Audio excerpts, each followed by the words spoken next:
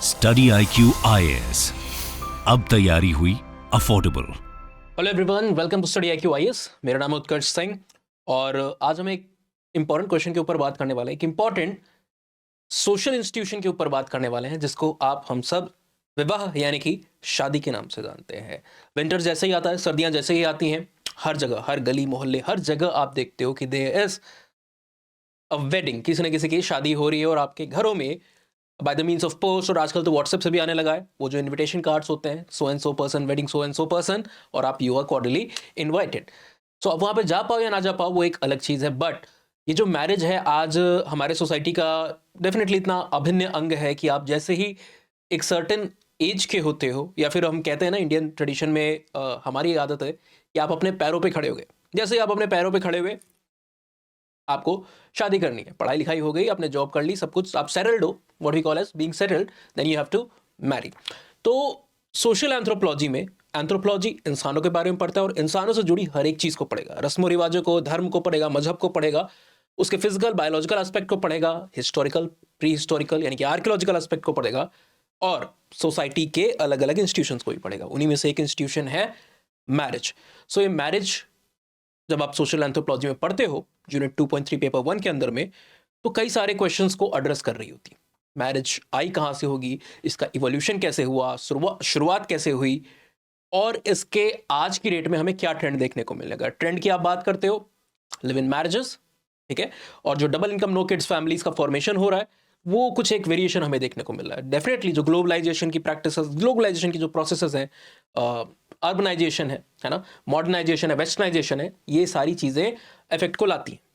पर हमारा जो क्वेश्चन है आज का, वो इस इफेक्ट के ऊपर नहीं है, उसके ऊपर कभी और बात करेंगे। मैरिज का इवोल्यूशन हुआ है ना।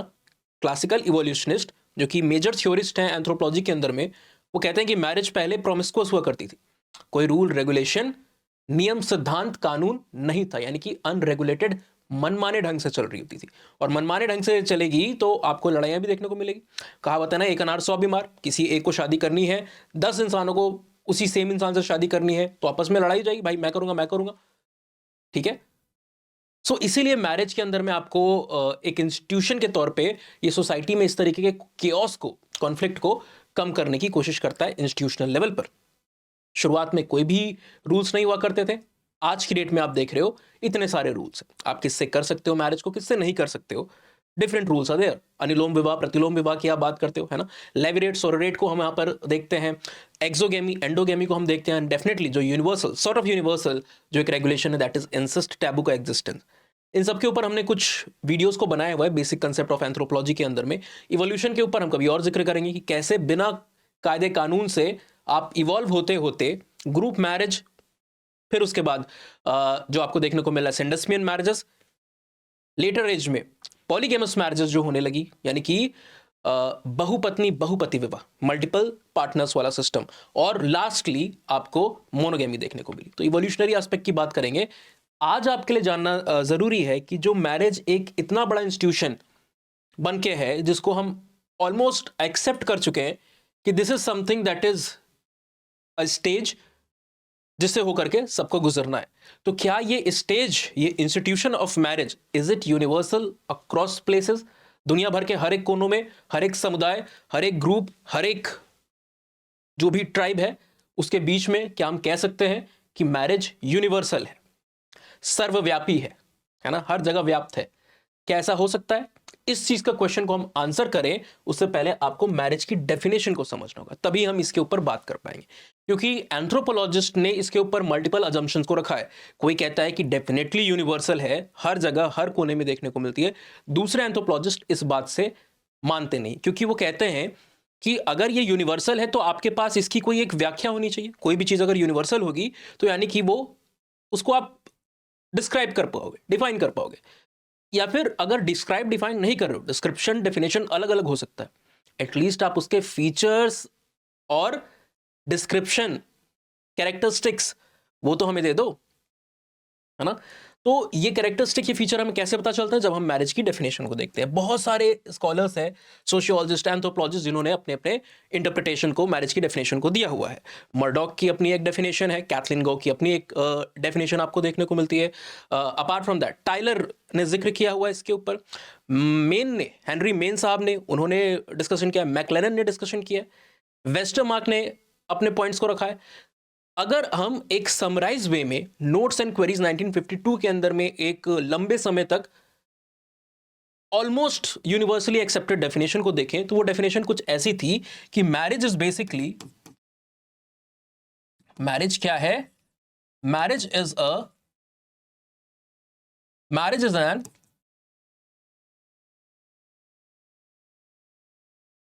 मैरिज इज अ, हाईलाइट करके मैं लिख रहा हूं जो की टर्म्स है, union between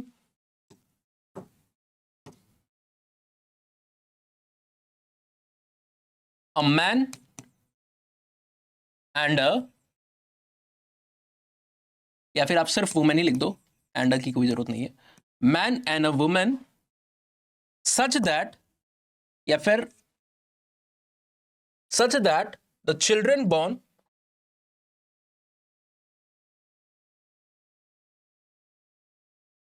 born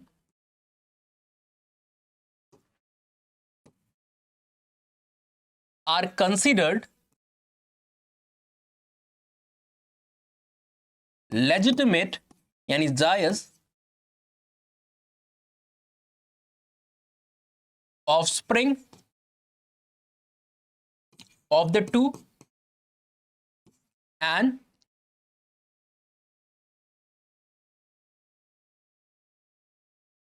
shares a common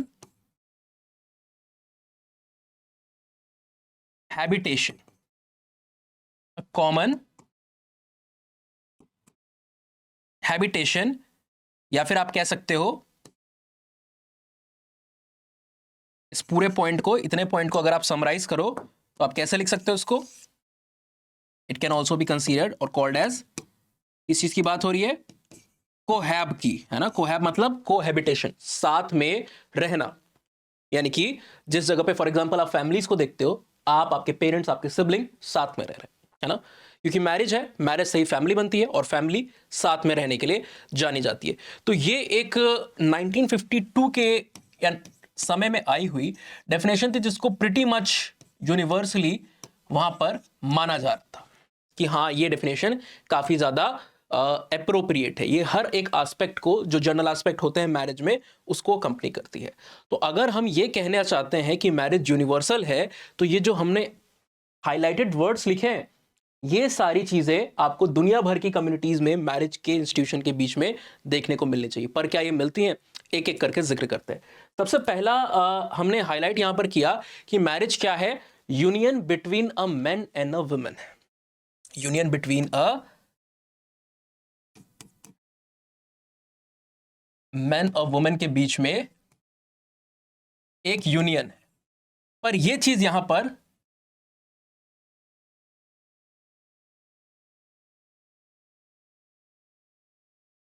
पर फिट नहीं बैठती है, क्योंकि देयर आर सर्टेन एक्सेप्शंस, या फिर जिसको आप एनोमलीज भी कह सकते हो, कुछ एनोमलीज भी है यहां पर। फॉर एग्जाम्पल, आज की डेट में, प्रेजेंट कॉन्टेक्स्ट में, जब आप सेम सेक्स मैरिज को देखते हो, है ना, सेम सेक्स मैरिज की को देखते हो, तो वो क्या है? वो एक एक्सेप्शन है, वो एक एनोमली है, क्योंकि वो मेन और वुमेन का यूनियन नहीं है, वहां पर सेम सेक्स के जो इंडिविजुअल्स हैं वो आपस में मैरी कर रहे हैं। ये तो एक प्रेजेंट कॉन्टेक्स्ट हो गया।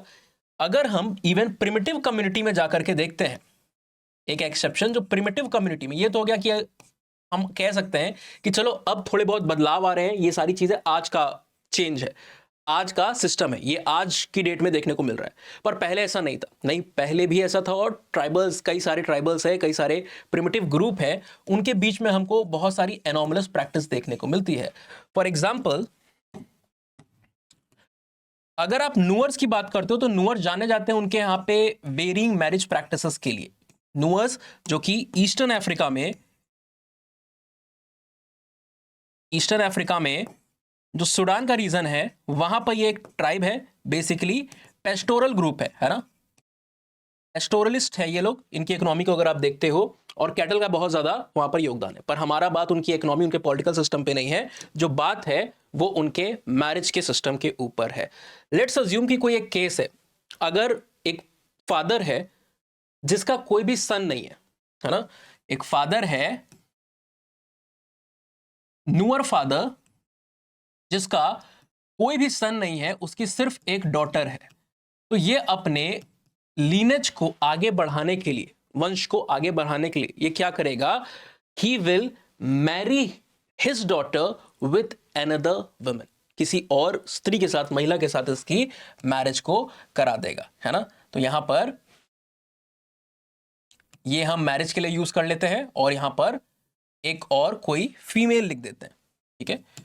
कोई भी उस कम्युनिटी की दूसरी फीमेल से इन लोग की क्या करवा दी गई, मैरिज करा दी गई। अब यहां पे क्या हुआ, दोनों का जो सेक्स है, जो जेंडर है वो सेम है, दोनों फीमेल है यहां पर। सो जो डॉटर है she will act as man और हस्बैंड, ये हस्बैंड का रोल प्ले करेगी, इसका हस्बैंड का रोल प्ले करेगी उस रिलेशनशिप में। और ये जो फीमेल है जिससे शादी हुई है उसकी, वो वाइफ का रोल प्ले करेगी, है ना। अगर इसका सन होता तो इसको कोई जरूरत ही नहीं थी ऐसा करने की, but in this condition where there is no son only daughter, तो वहां पर क्या होगा, वो एक डॉटर जो है उनमें से कोई एक डॉटर, अगर मल्टीपल डॉटर है तो भी आप मान सकते हो, साइड डॉटर्स के साथ नहीं होगा, किसी भी मिनिमम किसी एक डॉटर के साथ, क्योंकि करना क्या है, फंक्शन क्या है, नीड क्या है, लीनेज को आगे बढ़ाना, ठीक है। तो ये हस्बैंड का रोल प्ले करेगी, और ये वाली फीमेल जो है जिससे शादी कराई गई है ट्रेडिशनली, वो फीमेल का रोल प्ले करेगी, ऑलराइट। अब ये दोनों फीमेल है तो जाहिर सी बात है there can not be any progeny, और there can not be any reproduction और प्रोक्रिएशन, है ना। और बढ़ाना क्या आगे है, लीनेज को बढ़ाना है। तो जब प्रोक्रिएशन ही नहीं होगा, रिप्रोडक्शन ही नहीं होगा, तो लीनेज आगे कैसे बढ़ेगी। तो जाहिर सी बात है ये वाली जो फीमेल है जो कि बाहर के ग्रुप से आई है, ये क्या कर रही है, ये बाहर से ग्रुप से आई है, ये एक मेल के साथ जो रिलेशन है उसको स्टैब्लिश करती है, सेक्सुअल रिलेशनशिप को वहां पर स्टैब्लिश करती है। और इन दोनों का जो यहां पर लेट्स अज्यूम पहले बेटी होती है, या फिर जो भी हम अज्यूम कर ले रहे हैं कि यहां पर सन हो जाता है, ठीक है। नहीं होगा तो वो एक लंबी कहानी है, उसके ऊपर अभी बात करेंगे तो और लंबा जाएगा। हो सकता है they will wait for another year, वहां पर हो सकता है सन आ जाए। अगर नहीं हुआ, दूसरा बच्चा भी अगर डॉटर आई तो फिर वेट करेंगे, अदरवाइज किसी और मैन के साथ इसकी फिर फीमेल की वहां पर शादी होगी। अब आप पूछोगे कि ये डायरेक्टली डॉटर से क्यों नहीं शादी करा दे रहा है, क्योंकि ये अगर डायरेक्टली डॉटर से शादी कराएगा तो उसमें लीनेज कैसे कंटिन्यू होगा, है ना। अगर ये मेल है या फिर ये हस्बैंड है, तो ये क्या हुई, ये डॉटर तो वाइफ का रोल प्ले करना होगा, ये तो फीमेल का रोल प्ले नहीं कर सकता, ठीक है। So that is why there is a need. यहां पर क्या है, यहां पर ये सन का रोल, मेल का रोल प्ले कर रही है ये वाली जो डॉटर है। तो इन लोग की जब शादी हो गई तो ये जो बच्चा हुआ है, इस बच्चे को इनका वारिस नहीं माना जाएगा, फिर इनका लेजिटिमेट ऑफस्प्रिंग नहीं माना जाएगा। इंस्टेड इस बच्चे को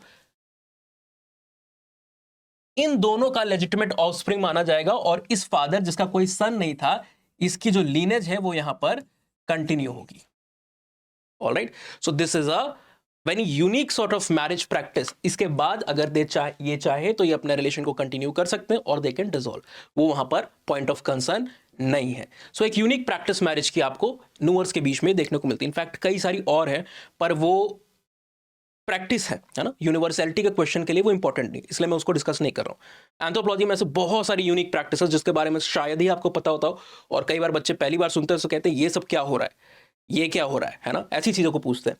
पर कल्चर तो हर जगह बदलता रहता है, और यहाँ भी आपको वही चीज़ देखने को मिल रही है। दूसरा, यहाँ पर आपने गौर किया होगा कि मैंने जो लिखा है, यानी कि ए जो लिखा है, इसको भी मैंने हाईलाइट किया येलो से। आप सोचोगे कि सर इसको कहाँ हाईलाइट किया हुआ आपने, या फिर आपने सोचा होगा कि सर ने फ्लो में कर दिया। फ्लो में नहीं किया बेटा, ये जो है या फिर ए जो है, ये भी इंपॉर्टेंट है, क्योंकि ये या फिर ए किसकी तरफ इशारा कर रहा है, ये ए जो है ये सिंगुलैरिटी की तरफ इशारा कर रहा है। इसकी तरफ सिंगुलैरिटी, मतलब एक महिला और एक पुरुष की यहां पर बात हुई है, सिंगल इंडिविजुअल्स की बात हुई है, और उनके बीच में मैरिज की बात हुई है। पर क्या समाज में ऐसा होता है? No, there are plural. इसका एक्सेप्शन क्या है? इसका अगर एक्सेप्शन लेते हैं, ये तो पूरी दुनिया भर में, आपके आसपास भी हो सकता है, आपने भी कहीं देखा होगा, हमारे स्क्रिप्चर्स में भी कई सारे हैं। क्या एक्सेप्शन है? प्लूरल मैरिजेस, जिसको आप पॉलीगैमी भी कहते हो, जिसको आप पॉलीगैमी भी कहते हो। ऑलराइट, फॉर एग्जाम्पल आप महाभारत को उठा करके देखते हो तो कृष्ण जी पॉलीगैमस, उनकी मल्टीपल वाइफ्स आपको देखने को मिल रही है। कृष्ण जी की भी कृष्ण जी की तो बात हमने कर ही ली। अर्जुन जी को आप अगर देखते हो, है ना, तो वहां पर सुभद्रा जी भी हैं, वहां पर आपको उलूपी भी देखने को मिलती हैं, आई थिंक चित्रांगदा भी देखने को मिलती है, और द्रौपदी भी देखने को मिल रही होती हैं। अगर आप द्रौपदी जी को देखते हो तो उनके भी मल्टीपल पार्टनर्स हैं, वो भी प्लूरल मैरिज है ना, वहाँ मल्टीपल वाइफ्स ना होकर के मल्टीपल हस्बैंड्स हैं। आप दशरथ महाराज दशरथ को देखते हो रामायण में, तो वहां पर भी उनकी मल्टीपल वाइफ्स है। सो ये बहुत सारे जो वाइफ्स का कंसेप्ट है that has been like continued from the ancient time, medieval time तक में भी आप देखते हो, मुगल्स को या फिर राजपूत्स की मैरिजेस को आप देखते हो, तो दिस इज द थिंग। सो ये वाला पॉइंट भी वहां पर, सिंगुलैरिटी वाला पॉइंट भी गलत हो गया। अगला बात क्या है, यहाँ पर चिल्ड्रन बॉर्न की बात हुई है, चिल्ड्रन बॉर्न, ठीक है, पर लेट्स अज्यूम ये वाले पॉइंट को हम कैसे काटेंगे। आप कह रहे हो कि चिल्ड्रन वहां पर होने चाहिए, या फिर एक कम से कम चिल्ड्रन नहीं तो एक चाइल्ड होना चाहिए जिसका बर्थ वहां पर होना चाहिए, चिल्ड्रन मस्ट बी बॉर्न। पर ऐसी मैरिजेस को आप कीजिए जो कि आफ्टर चाइल्ड बियरिंग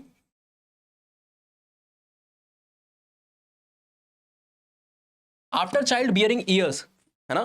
फीमेल के केस में you must be aware of, अगर आपने डेफिनेटली, आई होप कि बचपन में तो सबने बायोलॉजी पढ़ी है, आप मेंस्ट्रुअल साइकिल के बारे में जानते हो, menarche, the initiation of the menstrual cycle, the first menstrual flow, and the menopause, that is the caseation of the menstrual cycle, जो कि अराउंड डिफर करता है क्रॉस कल्चरली, बट एक एवरेज एज जो हम मानते हैं दैट इज 48 ईयर्स, यानी कि लगभग 50 साल के बाद women do not have this potential in general, है ना, to be a child at the later age. वहां पर menopause, cessation of the menstrual cycle आपको देखने को मिल रहा है, ठीक है।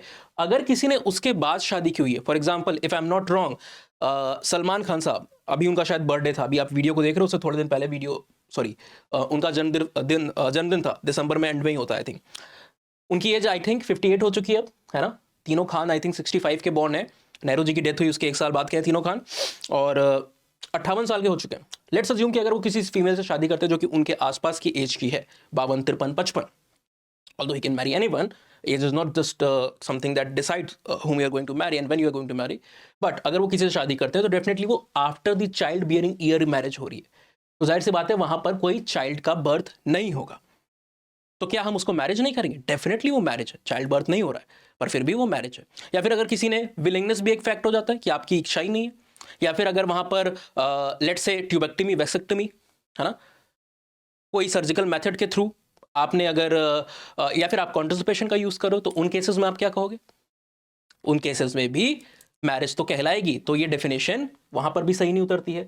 दूसरा क्या है, कोहैबिटेशन वाला है कि आप साथ में रहना चाहिए, जो जिनकी शादी हो रही है कपल की, उनको साथ में रहना चाहिए। But a lot of cultures are there जहां पर जो पार्टनर्स हैं, जो कपल्स हैं, वो आफ्टर द मैरिज साथ में नहीं रह रहे, है ना, वो अपने अपने रेसिडेंस में आपको रहने को देखते हुए मिलेंगे।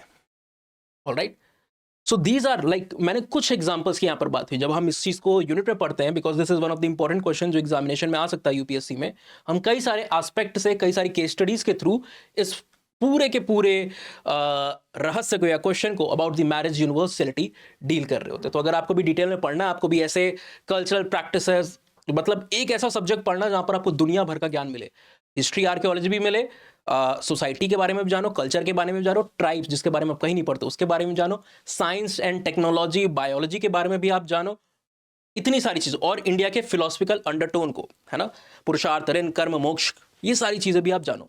विलेज सिस्टम कैसे इंडिया का था, क्या हो गया, जजमानी सिस्टम, कास्ट सिस्टम, ये सारी चीज़ें भी आप वहाँ पर पढ़ो। तो इकलौता एक ऑप्शनल है, और ये ऐसा वैसा ऑप्शन नहीं है, this is the number 1 optional, not since like time immemorial, but पिछले 6-7 सालों से ये रेटेड नंबर 1 ऑप्शनल रहा है। टॉप 10 में ये 2 से 4, 5 ऑन एन एवरेज 2 रैंक तो दे ही देता है। 2017 में टॉप 10 में 4 थी, 2022 में भी टॉप 10 में 4 थी, और ऑल इंडिया रैंक 1, 2, 3 तो इसने कम से कम मेरे ख्याल से 8 रैंक दे दिए पिछले कुछ 7-8 सालों में, ठीक है।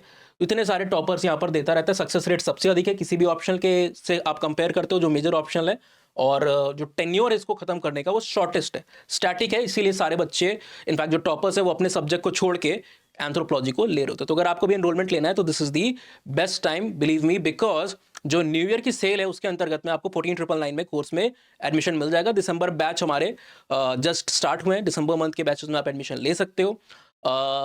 सिर्फ और सिर्फ ये प्राइजेस कम हुए तो बच्चे सोचते हैं कि कुछ हट गया होगा, कुछ हटा नहीं है। कोर्स मिलेगा, रिकॉर्डेड लेक्चर्स मिल रहे हैं, टेस्ट सीरीज सबसे इंपॉर्टेंट, 8 सेक्शनल 4 फुल लेंथ तो आपको मिलने वाली है, valuated material and lot of other things, crux है, हैंडआउट्स हैं, जो आपके हैंड रिटन नोट्स हैं, क्लास पीपीटीज है, सब कुछ आपको यहाँ पर मिलने वाला होता है। तो आपको एडमिशन लेना है तो आप डेफिनेटली ले सकते हो। एक चीज़ का हमेशा ख्याल रखिएगा, आपको कोड इस्तेमाल करना है, स्पेसिफिकली यूएस लाइव। जब आप बाय करोगे डिस्काउंट मिल जाएगा और personalise optional guidance through social media आपको मिल रही होती है। फिलहाल के टाइम के फ्रेम के हिसाब से मैं आपको सजेस्ट करूंगा कि जो आपके लिए अभी सबसे इंपॉर्टेंट चीज़ है वो है आपका प्रीलिम्स। एक एक करके दिन नज़दीक आ रहे हैं, तो सक्सेस एंड प्रीलिम्स पूरी तरीके से प्रीलिम्स की आपकी जर्नी के लिए बना हुआ है। इसके भी प्राइजेस सेल में बहुत ही ज़्यादा कम हो गए, 6,999 में आपको मिल रहा है। इसके भी बैचेस क्लोज होने वाले हैं अभी, इसमें भी आप एडमिशन ले सकते हो। यूएस लाइव का कोड यहाँ पर भी लगाना है आपको। एंड डेफिनेटली अगर आप पूरे कोर्स को, पूरा यूपीएससी के लिए आप तैयारी कर रहे हो, लबासना की जनरी के लिए अगर आप पूरी तरीके से तैयार हो, तो 21,999 में आप हमारे फाउंडेशन P2I बैचेस में भी ज्वाइन कर सकते हो। कोड सेम रहेगा, कोड कहीं नहीं बदलता है, कोर्सेज बदलते हैं पर कोड सेम रहता है, दैट इज अस लाइव। इसके भी बैचेस बंद होने वाले हैं। कोई भी जानकारी चाहिए, कंफ्यूजन है, डाउट है, तो आप मुझसे कम्युनिकेट कर सकते हो, पूछ सकते हो उत्कर्ष_हेयर पे, और टेलीग्राम पे भी आप फ्री नोट्स को एक्सेस कर सकते हो। ठीक है, तो मिलते हैं अगले वीडियो में किसी नए कॉन्सेप्ट के साथ। Till then thank you, have a nice day and signing off, wishing you a very happy new year also. Goodbye. Study IQ IAS, अब तैयारी हुई अफोर्डेबल।